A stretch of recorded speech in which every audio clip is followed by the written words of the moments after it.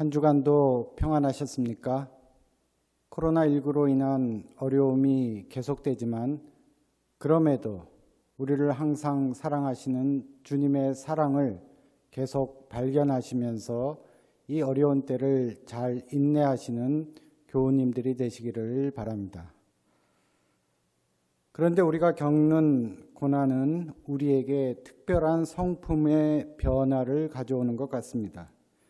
고난은 또한 우리의 삶 전체를 재평가하게 만듭니다. 때로 치명적인 중병에 걸렸던 사람들이 놀랍게 회복되는 일이 일어납니다. 그런 경우 사람들은 자신의 인생 전체를 다시 생각하므로 이제 무엇이 중요하고 중요하지 않은지 훨씬 더 분명하게 알게 되었다고 말합니다. 다시 말해 고난을 통해 가치의 재평가, 재조정이 일어난 것입니다. 이는 우리의 믿음에 있어서도 마찬가지입니다. 우리 믿음에 시련이 찾아오고 고난과 박해가 우리를 흔들게 되면 우리도 우리의 믿음을 재평가하고 우리의 믿음이 바로 서 있는가에 대해 다시 한번 돌아보게 됩니다. 그래서 고난과 시련은 우리의 믿음을 단련하고 연단시키는 훈련의 장이 되기도 합니다. 믿음의 눈으로 고난을 보게 될 때 우리는 고난 속에서도 새로운 희망을 발견할 수가 있습니다. 오늘 읽으신 요한복음서, 사도행전, 베드로전서 이 세 본문은 각각 기도하시는 예수님, 부활하신 예수님과 제자들의 이별, 그리고 초대교회의 고난의 상황을 잘 보여주고 있습니다. 즉 예수님의 부활과 승천을 중심으로 한편에는 기도하시는 예수님의 모습이 있고 다른 한편에는 고난을 당하고 있는 초대교회의 모습이 보이고 있습니다. 그러나 좀 더 자세히 살펴보면 예수님의 지금 이 기도는 십자가의 고난을 앞둔 상황에서 아버지 하나님과 하나가 되려는 간절한 기도였고, 고난당하는 초대교회는 그리스도의 고난에 동참하는 기쁨과 하나님의 영이 함께 하심을 확신하는 믿음의 연단 속에 있었음을 알게 됩니다. 이처럼 고난과 기도와 고난은 우리 그리스도인들에게 아주 밀접하게 연관되어 있는 믿음의 두 축이라고 할 수 있습니다. 우리는 고난을 앞두고 기도해야 하고 고난 가운데서도 기도해야 하고 고난이 끝났어도 기도해야 합니다. 왜냐하면 기도는 우리가 하나님의 뜻을 알 수 있는 가장 내밀한 시간과 장소이기 때문입니다. 이 땅에서 살면서 우리가 하나님을 만날 수 있는 최적의 지점이 바로 예배와 기도라고 할 수 있을 것입니다. 오늘 사도행전의 말씀은 당시 유대인들의 희망을 그 배경으로 하고 있습니다. 강대국의 침탈과 오랜 식민지의 고난 속에서 살아온 유대인들의 절절한 희망은 해방과 자유의 나라를 건설하는 것이었습니다. 그런데 그것은 아주 강력하고 초월적인 힘만이 이룰 수가 있었습니다. 그래서 생겨난 것이 바로 메시아, 즉 그리스도 사상입니다. 초기 이스라엘의 다윗과 같은 강력한 왕, 구약 다니엘서에 나오는 하늘의 인자와 같은 초월적인 힘을 지닌 메시아 그리스도가 오게 되면 악한 제국들은 심판을 받아 멸절하고 이스라엘은 자유를 얻어 세계를 통치하게 되는 이른바 유대의 평화를 누릴 수가 있다는 것이었습니다. 그러한 간절한 희망이 고난받는 유대인들의 마음 깊숙이 자리하고 있었습니다. 이는 제자들에게도 마찬가지였습니다. 제자들이 볼 때 이제 죽음까지 정복한 예수 그리스도이시니 예수님이야말로 이스라엘을 구원하실 희망임이 분명했던 것입니다. 그래서 제자들은 주님께서 이스라엘에게 나라를 되찾아 주실 때가 바로 지금입니까? 하고 질문하고 있었던 것입니다. 그러나 예수님은 이스라엘의 회복이 언제 이루어지는지는 너희들이 알 바가 아니라고 하시면서 성령이 너희에게 내리시면 너희는 능력을 받고 예루살렘과 온 유대와 사마리아에서 그리고 마침내 땅 끝에까지 이르러 내 증인이 될 것이다라는 제자들의 기대와는 전혀 다른 말씀을 남기시고 호련히 하늘로 들려 올라가셨습니다. 오늘 우리가 코로나19로 인해 사회적, 물리적 거리두기라는 고통스러운 시간을 보내고 있는데 예수님의 승천은 그런 거리두기 정도가 아니라 완전한 물리적 단절이라는 갑작스러운 결별이었습니다. 아마 제자들은 이렇게 호련히 예수님께서 떠나갈 것이라면 십자가의 고난은 왜 겪으셨고 또 부활에 이르러야 할 까닭은 무엇이었는지 묻고도 싶었을 것입니다. 오늘 우리도 예수님께서 부활하신 모습 그대로 쭉 살아계셨다면 예수님을 우리의 주님으로 믿는 것이 훨씬 더 쉬웠을 것이라는 생각도 하게 됩니다. 그런데 예수님은 그런 기대를 저버리고 하늘로 올라가셨습니다. 그렇다면 부활하신 예수님은 왜 우리 곁에 남아있지 않으시고 다시 하늘로 올라가신 것일까요?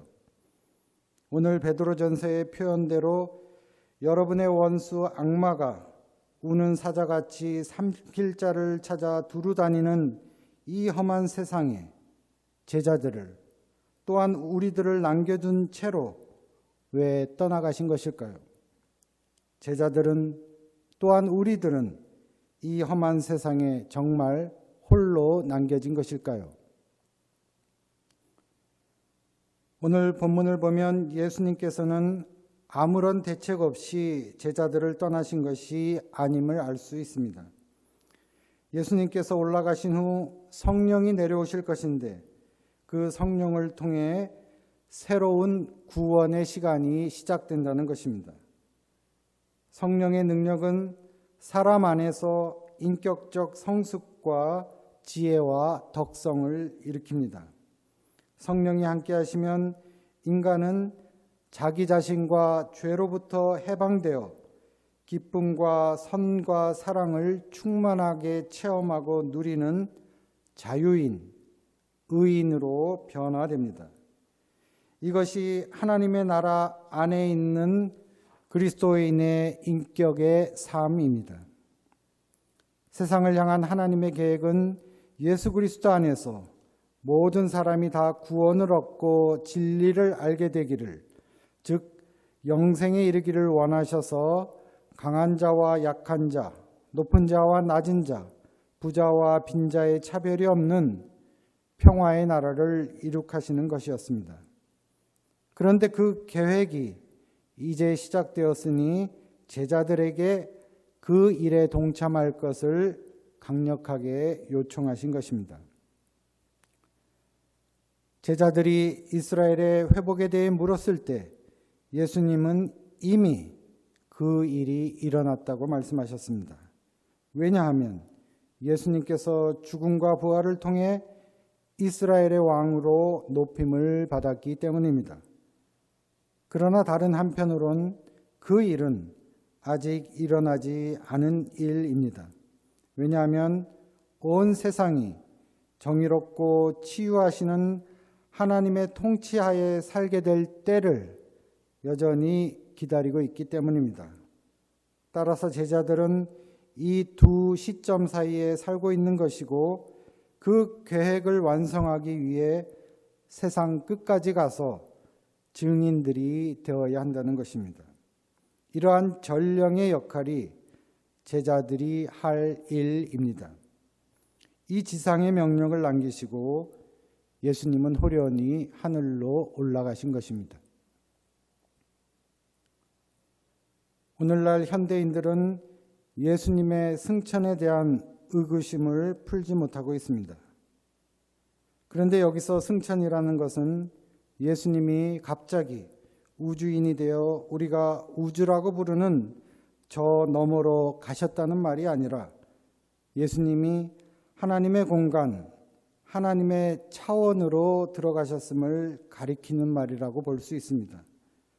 초대 그리스도인들은 하나님의 공간을 하늘과 땅이 맞물려 있는 하나님의 영역이라고 생각했고, 부활하신 예수님의 육체는 이 두 영역 모두에 온전히 거하는 최초이자 유일한 그러한 육체로서 장차 하나님의 통치하에 모든 것이 회복되고 하나가 될 그 때를 예표하는 것이라고 여겼습니다. 예수님은 하나님의 실제의 차원으로 들어가셨지만 그 차원과 우리의 현재의 차원이 단번에 그리고 영원히 하나가 되는 날, 그때 다시 오신다는 것입니다. 그것이 재림의 의미이기도 합니다. 초대교회 공동체는 임박한 종말에 대한 기대가 지배하고 있었습니다. 그런데 사도행전의 저자인 누가는 이러한 관점을 새로운 형태의 그리스도교적 희망으로 대체하고 있습니다. 이 희망은 재림의 시기에 대한 계산을 포기하는 것이었고, 그런 면에서는 이제는 더 이상 보이지 않는 그러한 믿음을 가지고 예수님을 믿는 것이었습니다. 부활하신 예수님이 하늘로 올라가심으로 말미암아 이 땅에서 더 이상 예수님을 볼 수 없게 되었지만, 하늘로부터 성령이 내려오심으로 이제 이 땅과 하늘은 새로운 관계로 돌입하게 되었습니다. 성령께서 우리 가운데서 일하심으로 이 땅은 새로운 땅, 새로운 세상으로 변할 수 있게 된 것입니다. 그런 의미에서 예수님의 부활과 승천은 우리가 변화될 가능성, 이 땅이 새로워질 가능성을 열어놓은 새 시대의 시작이라고 할 수 있습니다.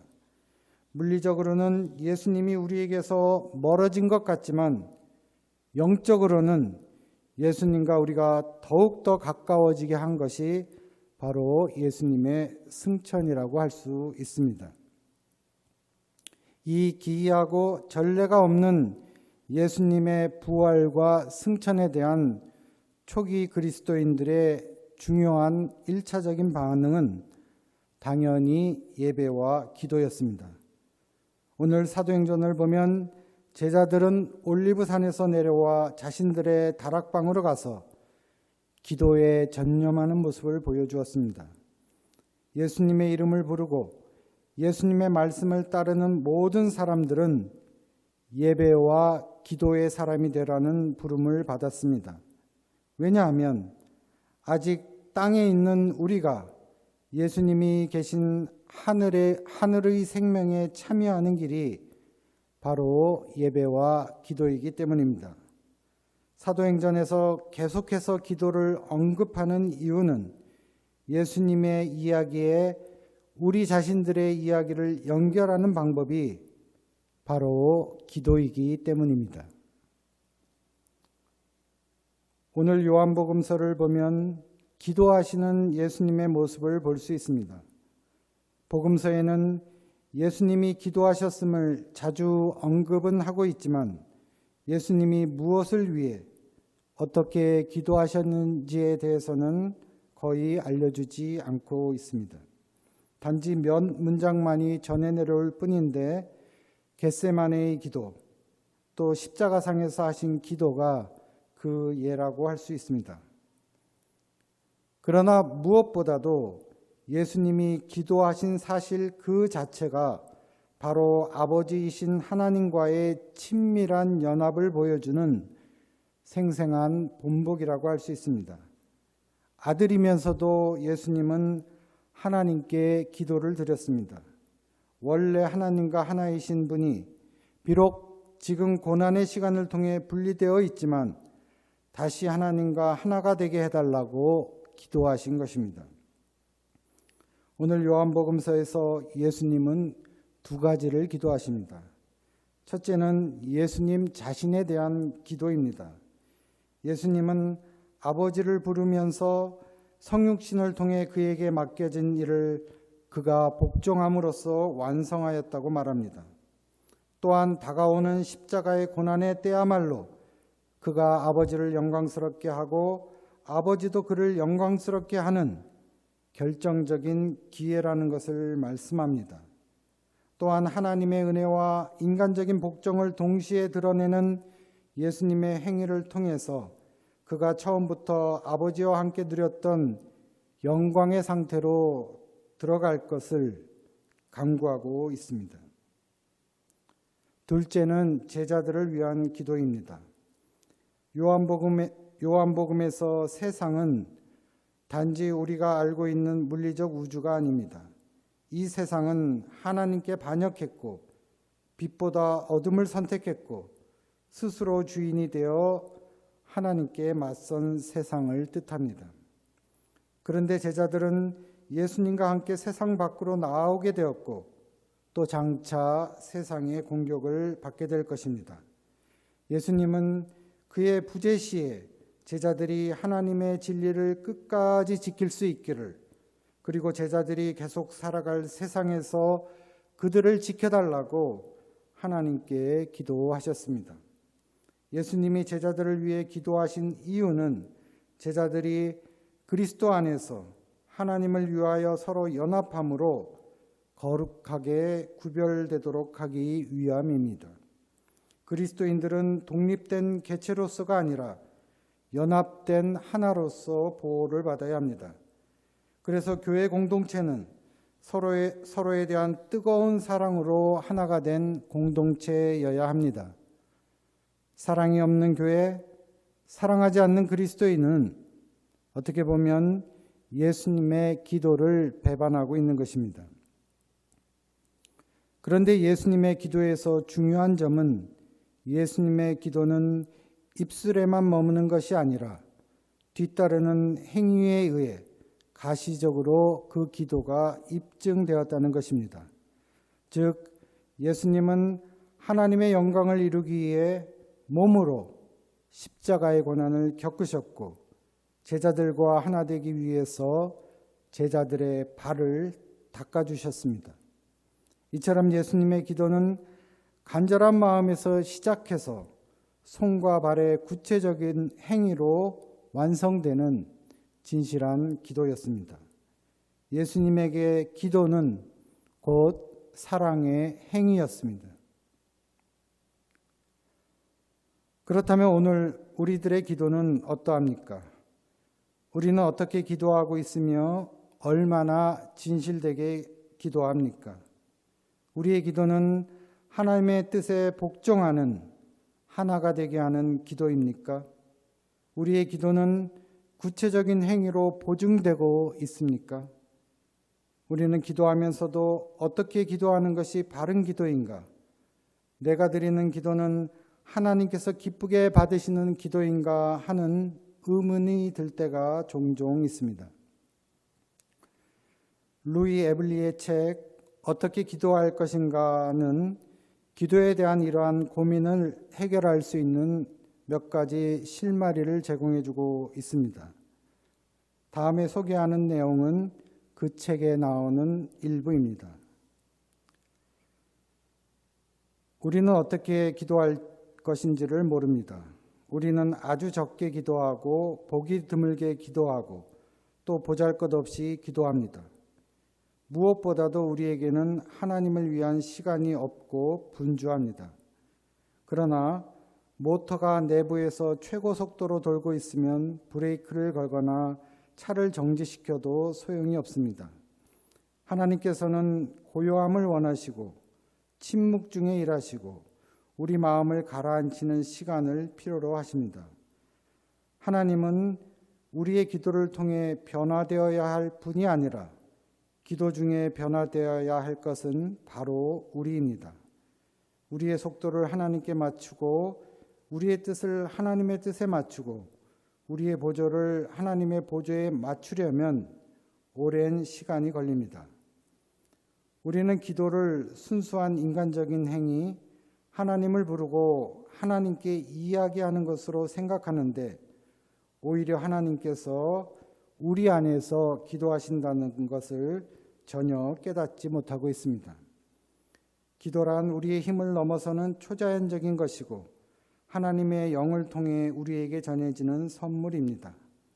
즉 성령의 자극과 도우심이 없다면 우리는 기도할 수 없고 또 진실된 참회와 참다운 믿음, 소망, 사랑의 행위도 할 수 없습니다. 기도는 마음을 가라앉히고 고요히 하는 가운데 우리 자신을 성령의 작용에 맡기는 것입니다. 기도는 우리보다 더 위대하신 분께 길을 터드리는 것이고 아버지께 대한 아들의 기쁨과 사랑을 깨닫고 또 그런 기쁨과 사랑이 우리에게서도 넘쳐 흐르는 것입니다. 우리는 요한복음서의 예수님의 기도가 바로 이러한 기도라는 것을 알게 됩니다. 예수님은 아버지 하나님의 영광이 바로 자신의 영광이 되기를 기도하셨고 아버지께서 맡기신 일, 아버지께서 주신 말씀, 아버지께서 주신 사람들을 지키는 일을 자신의 기쁨으로 삼으셨습니다. 아버지의 기쁨과 사랑을 자신의 기쁨과 사랑으로 삼으셨습니다. 그래서 예수님은 기도 속에서 아버지 하나님과 하나가 되었고 이후 아버지의 뜻에 따라 십자가의 죽음이라는 시련의 불길도 감당하셨던 것입니다. 예수님은 이미 기도 속에서 온전하게 하시고 굳게 세워주시고 강하게 하시고 기초를 튼튼하게 해주시는 하나님의 능력 가운데 있었던 것입니다.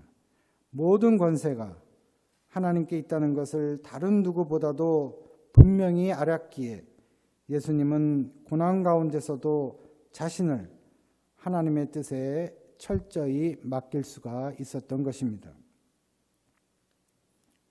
오늘 사도 베드로는 그리스도인에게 시련의 불길이 일어나고 십자가의 고난에 처하게 되고 그리스도의 이름으로 모욕을 당하는 일이 발생하는 것을 이상하게 여기지 말라고 말합니다.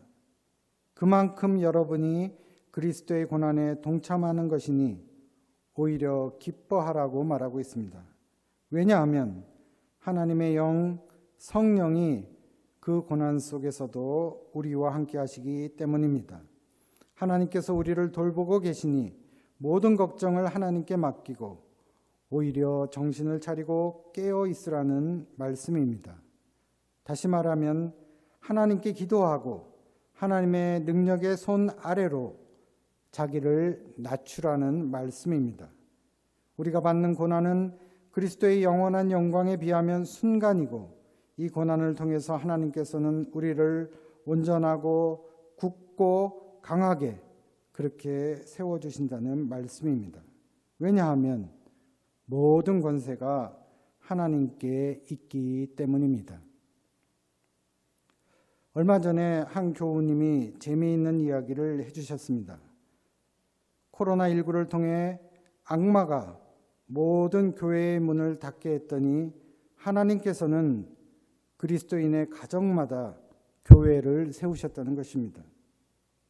우리를 삼키려는 우는 사자 같은 악마의 권세도 하나님의 권세 앞에서는 아무것도 아니고 그림자 같다는 말씀입니다. 우리는 그림자를 보고 놀라워하고 두려워하는데 사실 빛이 똑바로 비추면 그림자는 없습니다. 우리가 하나님의 말씀 앞에 바로 서면 모든 두려움과 불안은 사라집니다. 기도가 산을 움직이고 풍랑을 잔잔케 한다는 것은 진실입니다. 우리가 참된 마음으로 기도하면 우리 앞을 가로막고 있는 거대한 장벽도 우리를 두렵게 하는 사나운 풍파도 사라지고 잔잔케 됩니다. 이것은 하나님께서 우리 안에서 성취하시는 기적입니다. 하나님 홀로 우리 영혼의 깊은 곳에서 활동하실 수 있기 때문에 그분의 활동, 즉 성령이 함께 하심을 우리는 명백하게 알 수 있고 신뢰할 수 있게 됩니다. 깊은 기도를 통해 우리는 우리 자신을 하나님께 열어드림으로 하나님과 하나가 될 수가 있습니다. 이는 하나님께서 우리에 대한 계획을 이행하실 수 있도록 우리 자신을 하나님께 내맡기는 것입니다. 기도는 하나님만이 하나님이시고 우리는 그분의 피조물이라는 것을 인정하는 것입니다. 기도는 우리가 하나님을 변화시키는 것이 아니라 기도 중에 우리가 하나님의 뜻에 따라 변화되는 것입니다. 그리고 기도는 십자가를 가볍게 하는 방법을 찾는 것이 아니라 무거운 십자가를 묵묵히 지는 것입니다. 예수님은 기도하셨고 그리고 십자가를 지셨습니다. 이제 우리도 기도함으로 자기의 십자가를 져야 합니다. 이것이 고난의 때에 그리스도인들이 해야 할 일입니다. 다 같이 묵상기도 드리시겠습니다.